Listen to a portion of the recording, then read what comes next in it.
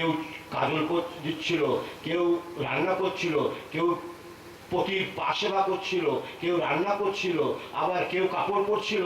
কৃষ্ণের বংশীধ্বনি শুনে সব এখন লাফিয়ে লাফিয়ে চলে আসলো। এমন একটা আকর্ষণ হয় না তোমাদের মধ্যে যিনি বসে আছেন? এই যে কি আকর্ষণ! এই আকর্ষণ যখন হয় তখন সংসার ভালো লাগে না, সব যেন ছিবড়ে মনে হয়। ছিবড়ে মানে বোঝো? ছিবড়ে মানে রসকস নেই। এই আকর্ষণ সাধু সন্তদের মধ্যে আছে। এই জন্যই বলছি আমরা যে সেই গোবিন্দের যদি নাম করো তাহলে সমস্ত ছিবড়ে হয়ে যাবে, ছিবড়ে। তখন কৃষ্ণ ছাড়া আর তোমাদের কিচ্ছু ভালো লাগবে না, গুরুদেব ছাড়া আর কিচ্ছু ভালো লাগবে না। এই সংসারে সমস্ত ভুল সেখানেই শেষ হয়ে যাবে। সেটা হলো পরীক্ষিত। এই লোকটা কোথায় গেল যাকে গর্ভে দেখেছিলাম? সুতরাং এই লোককে পেতে গেলে তো অশান্তিকে বরণ করতেই হবে। যে করে আমার আশ তার আমি করি সর্বনাশ, তা আমাকে ছাড়ে না পাশ তার আমি দাসের দাস। সুতরাং পরীক্ষিত মৃগার্থে বেরিয়েছে। মৃগা মানে বোঝো? শিকার করার জন্য। আগেকার দিনে রাজারা মৃগ শিকার করার জন্য বেরোতো। মৃগ কটা বাজে? 8:25। মৃগ শিকার, আচ্ছা, মৃগ শিকার করার জন্য বেরিয়েছে। কিন্তু যাবে কোথায়? হঠাৎ কলিযুগ এসে উপস্থিত। আমি সংক্ষেপে বলছি, হঠাৎ কলিযুগ এসে উপস্থিত। প্রকৃতির নিয়ম, সত্যের পর অসত্য আসবেই। সত্য যুগের কথা বলছি, অসত্য আসবেই, কলিযুগ আসবেই। দুঃখের পরে সুখ, সুখের পরে দুঃখ, এ প্রকৃতির নিয়ম আসবেই।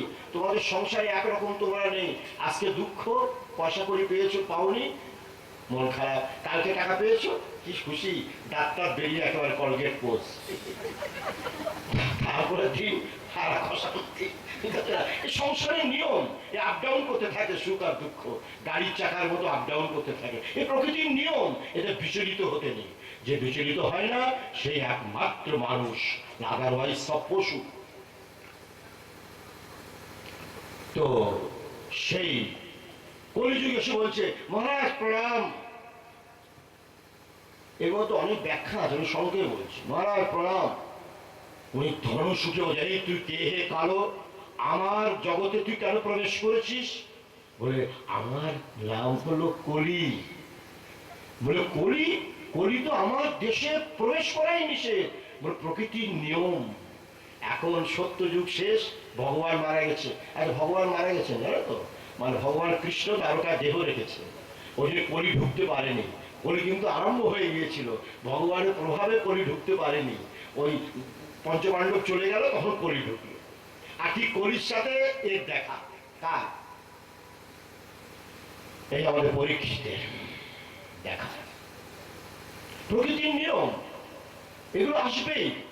শান্তি অশান্তি দুটি থাকবেই। এর মধ্যে আমাদের বেছে নিতে হবে। জল আর দুধ এ মেশানো থাকে, দুধটাকে নিয়ে নিতে হয় আর জলটাকে ত্যাগ করতে হয়। প্রকৃতির নিয়ম।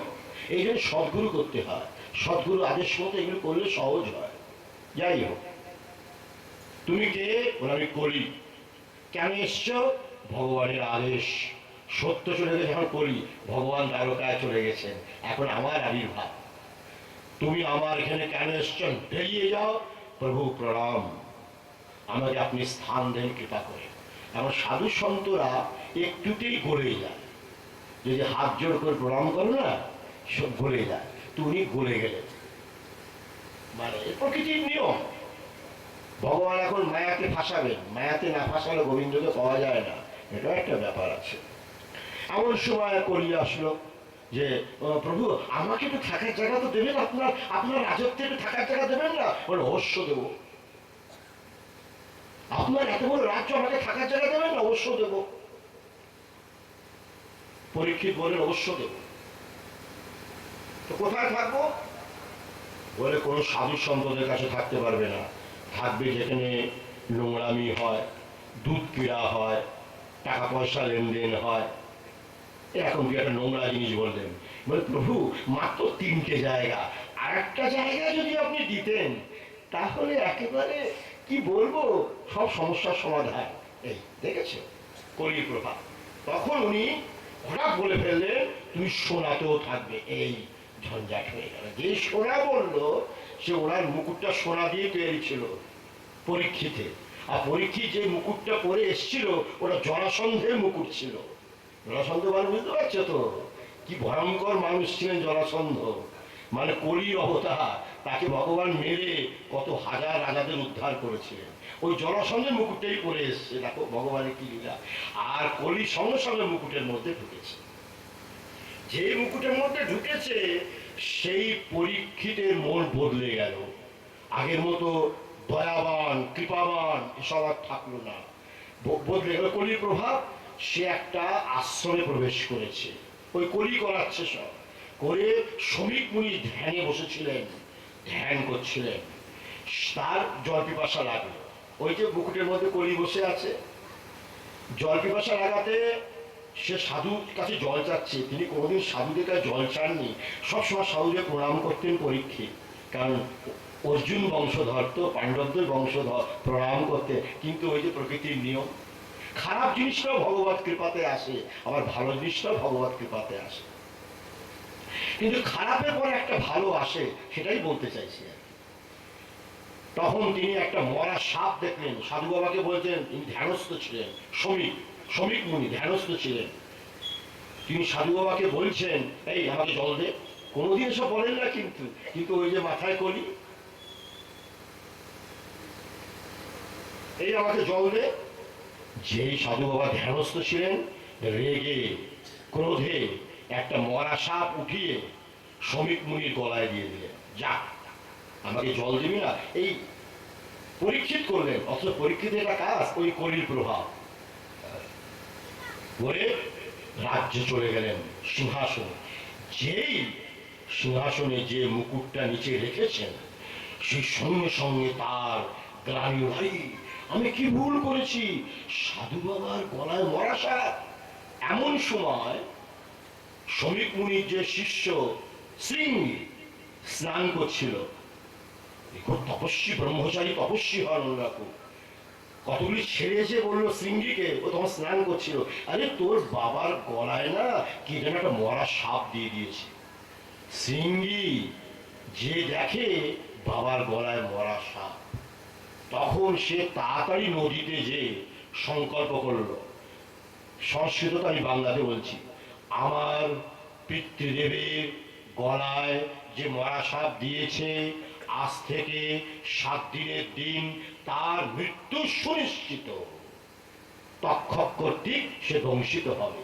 বা যেই জল ফেললো মন্ত্রপুত করে, সঙ্গে সঙ্গে পরীক্ষিতের আগুন, মানে অশান্তির জর্জরিত মুকুটটাও ফেলে দিয়েছে।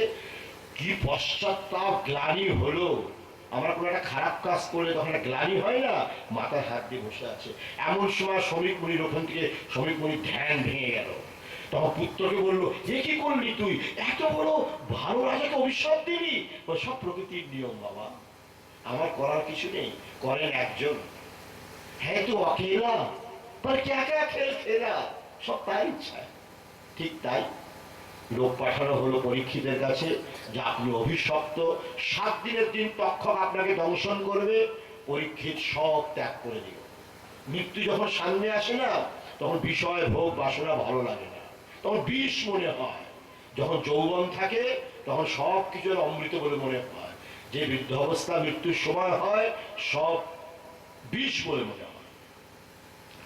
এই জন্য আমাদের পরীক্ষিত সব ত্যাগ করে তার পুত্র স্ত্রী সব ছেড়ে দিয়ে 7 দিনের দিন তক্ষক তাকে মারবে, মৃত্যু চিন্তা করতে করতে হরিদ্বারে চলে গেলেন। আনন্দ ঘাটে বসে তিনি বলছেন সকলকে, আমাকে এমন সংবাদ শোনাও যে 7 দিনের দিন আমার মুক্তি। শ্রবণম, যেটা ব্যাখ্যা আমি করছিলাম, শ্রবণম, এই 7 দিনের দিন মুক্তি। অনেকে আসলো, অনেক ঋষিরা আসলেন, মহাপুরুষরা আসলেন, সকলেই বলছেন শিবের উপাসনা করো, দুর্গের উপাসনা করো, কালীর উপাসনা করো। তখন সুখদেব আসলেন, এসে বললেন, যার কিছুই দরকার নেই, মুক্তি নিচ্ছে জনার্দন, জনার্দনের ধ্যান করো, মানে কৃষ্ণ লীলা শ্রবণ করো, 7 দিনের দিন তুমি বৈকুণ্ঠে চলে যাবে। ওই যে ছোট্ট একটা গর্ভে দেখেছিলেন, তাকে দেখার জন্য আজ দেখো তার সংসার ছাড়তে হলো, সর্বনাশ হয়ে গেল। শুধু তাকে দেখার জন্য। গোবিন্দ এমন একটা জিনিস যে তাকে নিচড়িয়ে নেন, যেমন ন্যাকড়াটা নিচড়িয়ে আমরা পুছি না, জল একেবারে বেরিয়ে যায়, তখন আমার মধ্যে রস কস যা কিছু আছে সব নিংড়িয়ে গোবিন্দ তার চরণে স্থান দেন। এই জিনিসটাই একেবারে একটা অদ্ভুত জিনিস। আর তাকে পাওয়ার পরে এই সংসারে আর কিছু পাওয়ার ইচ্ছা থাকে না। তাকে জানলে এই সংসারে আর কিছু জানার ইচ্ছা থাকে না। তাকে দেখলে এই সংসারে আর এই শিবড়েগুলোকে দেখতে ইচ্ছা হয় না। তাকে ভাবলে এই সংসারে কিছু ভাবতে ইচ্ছা হয় না। তিনি হলেন আমাদের প্রাণপ্রিয় গোবিন্দ।